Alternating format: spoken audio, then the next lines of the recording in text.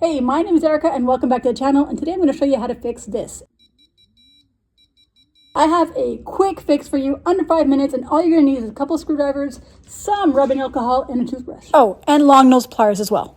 So to fix this, we're going to need to access the innards. So I'm just going to flip it over and remove that back plate along with the plug. It's just one screw holding that together, and once you get that off, you can have access to all the wires and circuit boards and all that stuff. I know this looks a little bit intimidating, but I promise you it's super easy to do. You're going to want to remove this right here, which is the thermal cutoff switch. It has 2 red wires and a black one, which you need to disconnect from the circuit board. I'm using long nose pliers for the red ones. Before you do this, push back those blue sleeves. And I'm using my fingers for the black one. To remove the switch, you're just going to use a Phillips head screwdriver to unscrew that one little screw. So this little thing here is the thermal cutoff switch, and basically it shuts down power if things get too hot. So I've inspected the switch and everything looks pretty good. It's pretty clean, but I'm just going to clean it anyways, just in case there's some type of grime or dirt or dust that I can't see. I'm just using a little bit of rubbing alcohol with the toothbrush, and then I'm just patting it dry. Now it's time to reinstall it. I'm just going to put it in the casing and screw it down tight.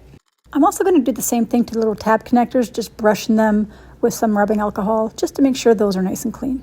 Earlier, I noticed that one of the red wires was loose, so I'm going to use my pliers to crimp it. That way when I slide it back on the connector, it's going to be nice and snug. And don't forget to put the sleeves back over the connectors.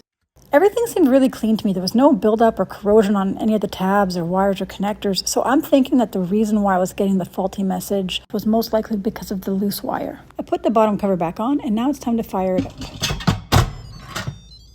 I'm going to select pressure cooker, and this is usually where that error message appeared.